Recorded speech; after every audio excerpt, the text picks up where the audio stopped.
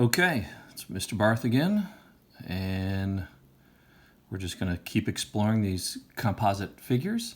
I got a couple here that will expand your mind a little bit. All right, so looking at this thing, here's a shape, never seen it before. We don't know what to do with it. We don't have a formula for it.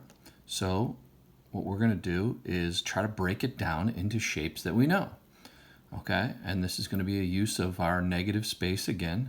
This, to me, looks like a rectangle with a couple semicircles taken out of it. Okay, so rectangle with a couple semicircles taken out of it. All right, so the first thing I'm going to do is I'm going to figure out, because it looks an awful lot to me like these semicircles are the same size. Okay, and I'll tell you how that's going to affect us in a second here. So let's just figure this out here. So if this is 24, this whole length from here to here is 24. Same thing here, 24, because it tells me this little indicator right here. This is 24.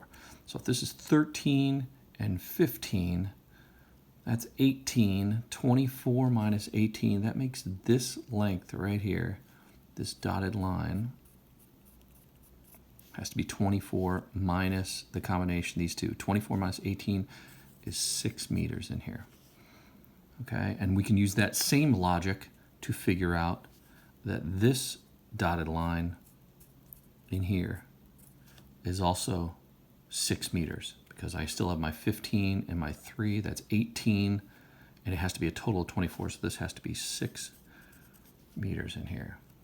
So in other words, this half circle and this half circle are identical, and you know what you call two identical semicircles put together? We call that a circle. All right. So basically what this is this is a rectangle with a circle taken out of it. Okay. Now granted, they're two half circles, but together, you know, this is no different than if I were to have this. And just have a circle taken out of it that was 6 meters across. That'd be the exact same thing. All right, so my plan is I'm going to write rectangle minus circle. Hopefully this will be pretty straightforward. My rectangle is base times height, and my circle is pi r squared. And I don't need to divide it in two because there are two of them, and it ends up being a full circle. So base times height, we already figured out that 24 is my height and 12 is my base. So this is 24 times 12, and pi r squared, my pi. Now be careful, again, I think a lot of people are going to make mistakes by throwing the 6 or substituting the 6 in for the radius. This is not the radius. Okay, this is the diameter. So half, in other words, if you need to picture it like this would be 3 meters. That's the radius. So I'm going to throw that in there. 3 squared, so 24 times 12, that's 288 minus pi times 9, that's 3 squared. Alexa, what's 9 times 3.14? 9 times 3.14 is 28.26. Okay, and then I just do my subtraction, and this would be 259.74, and we are talking about meters square meters, 259.74 square meters. Alexa, what's 288 minus 28.26? 288 minus 28.26 is 259.74. Excellent. Okay, now here's another one. This is probably one that we haven't done before or you haven't seen before. Okay, now this looks like a rectangle minus this little part of a circle up here.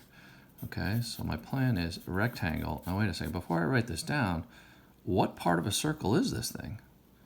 Okay, it doesn't look like a semicircle. So let me imagine a full rectangle here. Okay, and that looks like that is going to be a quarter of a circle. All right, so a rectangle minus 1/4 of a circle. Okay, we're going to make an adjustment here to our formula based on what they're giving us. So my rectangle is base times height, and quarter of a circle, well, that's like finding the area of a circle, pi r squared, and dividing it by 4 this time. A semicircle we would have divided by 2. This one we're going to divide by 4 because, you know, if you can picture what this looks like. Let's see if I can draw this here. Freehand is not going to be easy. Okay, this is going to be a quarter of a circle. We're just talking about this area. So I have this rectangle with a quarter of a circle tail. It looks like a bite. Okay, base times height, 26 and 21. 26 times 21 minus, and I got pi. My radius. Let's see, we got to figure out what this radius is. What is this length right here? Well, I can get it a couple different ways. Okay, if I have 26 over here, that means this whole line is 26.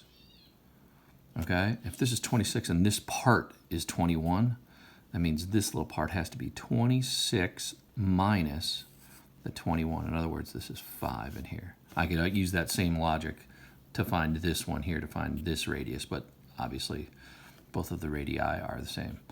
Okay, so this would be 21. This whole line would be 21. And this part is 16, so 21 minus 16 is 5. So my radius of this quarter of a circle is 5. I'm going to put that in there. And I'm going to divide by 4.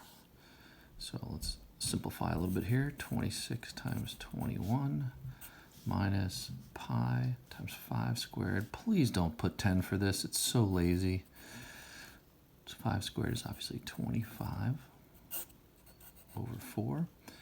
And then we are going to simplify a little bit here.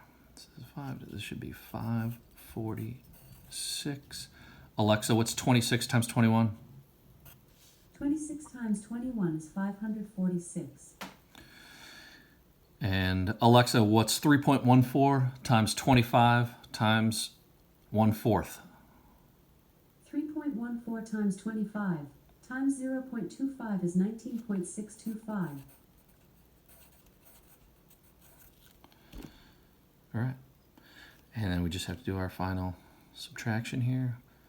Alexa, what's 546 minus 19.625? 546 minus 19.625 is 526.375. And we will round that off to 526.4 square feet. And again, we're still finding areas. We're still using square units. I hope this helps. Have a great day.